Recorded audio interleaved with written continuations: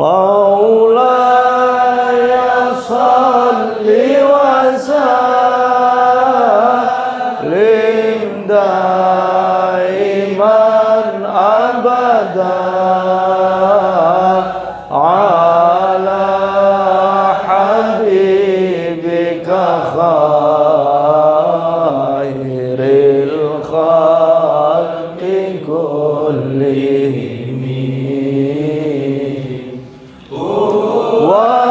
والحبيب الذي ترجى شفاعته. Bismillahirrahmanirrahim. Sebelum syair da'ma da'athun nasara fi nabiyihim, itu sebelumnya Al-Imam Musoneb menjelaskan tentang keistimewaan-keistimewaan yang dimiliki oleh Rasulullah SAW. Di antaranya bait syair sebelum bait yang kita baca ini, beliau menyinggung munazzahun an syarikin fi mahasinihi fajauharul husni fihi ghairu munqasimi. Jadi sosok Nabi kita yang mulia itu beliau sifati di sini munazzahun, disucikan, an syarikin, dari sekutu apapun siapapun, fi mahasinihi, dalam urusan keindahannya. Jadi keindahan yang dimiliki oleh Nabi, kesempurnaan yang Allah berikan kepada Nabi itu tidak ada syarik, tidak ada sekutunya, tidak ada samanya. Kemudian beliau lanjutkan fajauharul husni fihi, inti substansi dari keindahan yang ada dalam diri beliau ghairu munqasimi, selamanya tidak akan terbagi kepada siapapun, hanya beliau saja yang miliki. Maka kalau kita renungi syair ini, seakan-akan itu kan yang tak tertandingi itu kan cuma Tuhan, ya kan? Sifat yang tak dapat ditandingi itu hanya sifat Tuhan. Maka beliau hilangkan kesan itu dalam syair selanjutnya. Da' ma da'athun nasara fi nabiyihim. Da', tinggalkanlah, ma, sandaran, tinggalkanlah apapun, da'athun nasara, apa yang dikatakan oleh orang-orang Nasrani, fi nabiyihim, mengenai nabi mereka, yaitu Nabi Isa. Kemudian beliau mengatakan wahkum, dan kamu bisa menghukumi, bima syi'ta, apa saja yang engkau mau, madhan dalam bentuk pujian, fihi, di dalam Nabi kita Nabi Muhammad, wahtakimi, dan bijaklah dalam memuji beliau. Jadi puji saja Nabi, terserah. Apapun kebaikan yang disandarkan oleh umatnya kepada sang Nabi Rasulullah SAW, itu pantas beliau sandang. Jadi apapun yang kita sematkan untuk sang Nabi yang mulia, ilmunya, kedermawanannya, keluasan kefahamannya, mukjizatnya, apapun itu pantas beliau dapatkan. Pantas beliau dapatkan. Namun engkau memuji secara mutlak apapun kebaikan disandarkan kepada Nabi, ingat, da' ma da'athun nasara fi nabiyihim, jangan sampai kamu mengatakan seperti apa yang dikatakan oleh orang-orang Nasrani terhadap Nabi mereka, sampai kebablasan menganggap Tuhan. Nah ini jangan sampai. Wahkum bima syi'ta madhan fihi wahtakimi, namun apapun pujian yang engkau berikan kepada Nabi, apapun itu, masyi'ta, terserah kamu, terserah kamu, itu pantas bagi beliau. Namun wahtakimi, bijaklah dalam memujinya. Jangan sampai memuji tapi hakikatnya itu merendahkan. Saya dulu punya buku ditulis oleh Michael Head itu. Ada buku 100 orang paling berpengaruh di dunia. Itu disusun oleh seorang orientalis barat namanya Michael Head. Itu saya beli. Saya baca, di samping saya waktu itu masih hidup mertua saya, Mbah Dali itu. Beliau lihat. Maka beliau mengatakan, ini kayaknya memuji tapi menghina ini. Jadi ada 100 orang berpengaruh di muka bumi ini sepanjang sejarah, itu nomor 1 yang pertama yang ditulis di situ adalah Rasulullah SAW. Tapi setelah beliau, nomor 2 Isaac Newton. Jadi sama dengan, Tuan Raja, saya ingin memuji engkau. Saya telah menulis buku 100 orang yang paling berpengaruh di muka bumi ini. Yang pertama panjenengan, yang kedua wedusku. Kan ngenyek gue. Nah, lah orang kafir itu Allah Subhanahu wa taala katakan dalam Al-Qur'an, ulaika kal an'am balhum adall. Mereka itu seperti binatang ternak, balhum adall. Bahkan lebih sesat dari itu. Nah, jadi Kanjeng Nabi, habis itu Isaac Newton, baru Nabi Isa. Jadi pangerannya saya nomor 3.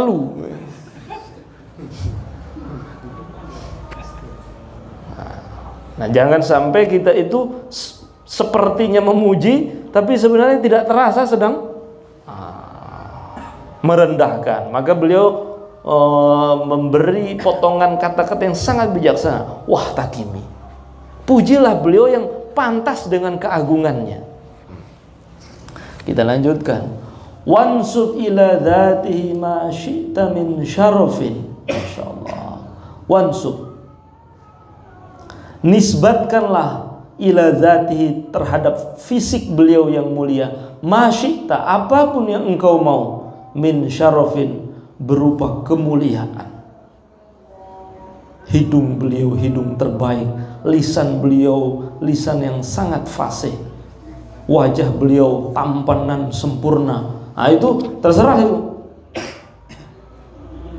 Jadi memuji Nabi itu apapun yang engkau tahu itu pantas untuk beliau. Sampai ada ulama itu membuat sebuah syair, lau sami'u fi misra awsafa khaddihi, seandainya orang-orang yang ada di Mesir mendengar, nggak ngelihat, dengar seperti apa sifat pipi beliau yang mulia, maka mereka akan berkorban untuk, daripada memuji Yusuf, mereka akan mengorbankan seluruh hartanya demi ingin tahu seperti apa sifat pipinya Rasulullah.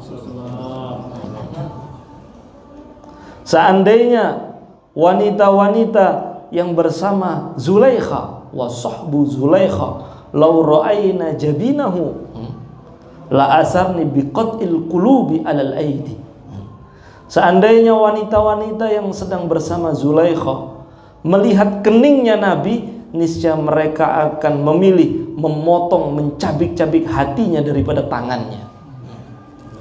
Nah, kalau memuji Nabi urusan zatnya, ketampanannya, terserah, itu pantas untuk Nabi. Atau memuji sifatnya, itu ada ulama itu membuat pujian kepada Nabi, lahu rohatun lau anna mi'syara judihi alal barri kanal baru anda minal bahri. Nah, beliau memiliki telapak tangan yang begitu dermawan. Seandainya 1/10 dari kedermawanan tangan tersebut diletakkan di seluruh daratan, nescaya daratan akan lebih basah daripada lautan. Sangat dermawan. Jadi apapun kebaikan yang mau kita nisbatkan terhadap fisik Nabi yang mulia, itu pantas bagi beliau.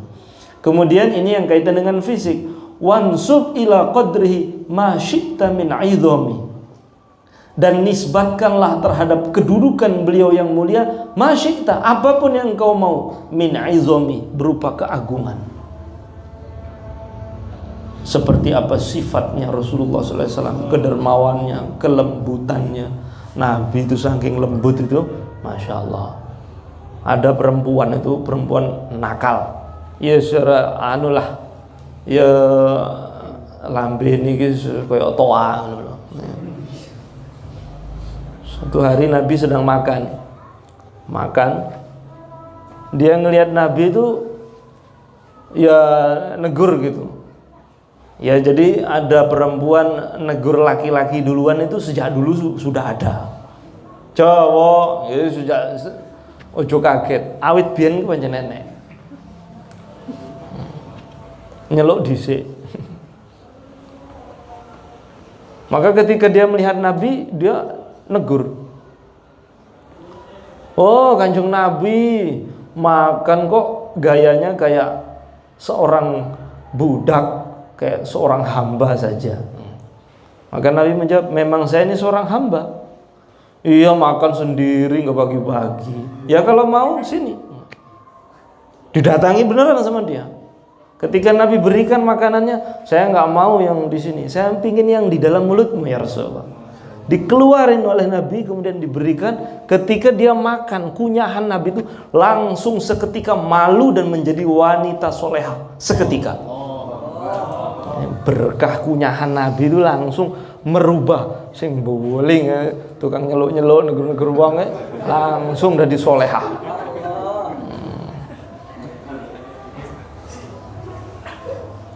Begitu lembut. Begitu lembut. Kalau ketemu anak kecil, beliau itu kepalanya diusap. Maka kalau dia kepala yang diusap ini pergi menemui temannya tahu, kepalamu habis dipegang Nabi ya. Karena kepalanya langsung harum. Sehingga sahabat tuh tahu mana lorong-lorong jalan-jalan di Madinah yang baru dilalui oleh Nabi. Karena lorong itu langsung jadi harum. Wajah beliau itu bercahaya. Jangan antum bayangkan kayak lampu mencorong, enggak. Karena beliau itu sumber cahaya. Sehingga Sayyidatuna Aisyah radhiyallahu ta'ala anha beliau mengatakan, seandainya jarum jahitku jatuh di tengah malam, aku dapat menemukannya karena cahaya wajah Rasulullah ketika masuk rumah.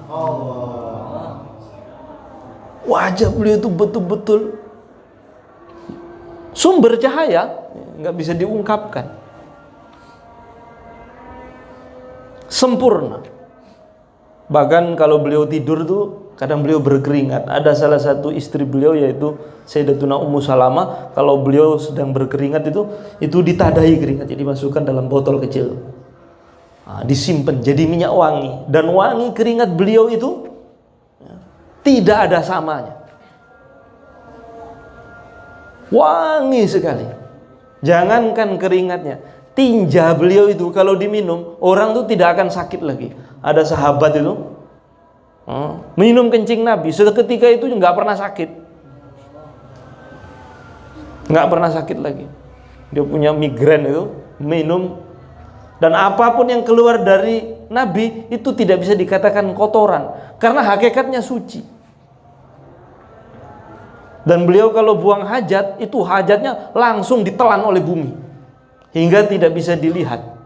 Jadi beliau itu kalau mau buang hajat, maka kalau nggak ada tempat yang munasib untuk buang hajat, maka beliau manggil pohon-pohon di sekitarnya, kemari.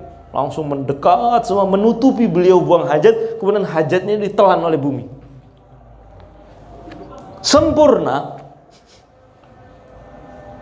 Inti alam semesta. Kamu bayangkan keindahan yang ada di alam semesta. Hatta itu surga, tidak ada apa-apanya dengan keindahan wajah Rasulullah SAW. Sehingga sebagian ulama mengatakan tidak ada artinya masuk surga kalau di dalam surga kita nggak ketemu Nabi. Buat apa? Karena puncak keindahan itu memandang wajahnya. Sempurna. Kekasih Allah.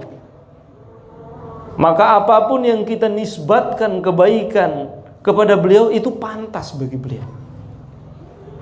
Kelembutannya, kedermawanannya. Itu ada seorang sahabat sebelum masuk Islam itu namanya Sofwan bin Umayyah bin Khalaf. Itu ketika terjadi perang Hunain, itu rampasan perang itu, Masya Allah, itu kambing itu 400.000, untanya sekian puluh ribu.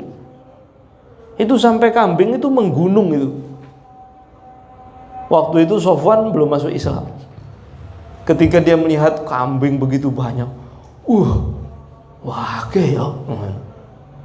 Maka Nabi mengatakan, engkau merasa terkesan dengan jumlah kambing itu, Sofwan? Iya, banyak juga kambing ini. Ya sudah, kalau kamu mau, kamu ambil saja seberapa yang kamu lihat itu. Sekali beri itu loh segunung. Maka langsung Sofwan ketika itu yang belum masuk Islam, langsung masuk Islam seketika. Asyhadu an la ilaha illallah wa asyhadu anna Muhammadar Rasulullah. Apa kata Sofyan? Demi Allah, orang punya kedermawanan kayak ini, nggak mungkin dia bukan Nabi, itu nggak mungkin. Beliau tidak pernah diminta mengatakan tidak, itu belum pernah. Jadi apapun yang kita nisbatkan kepada beliau yang kaitan dengan qadrihi, keagungannya, kedudukannya yang mulia, itu pantas bagi beliau. Kita min 'idhami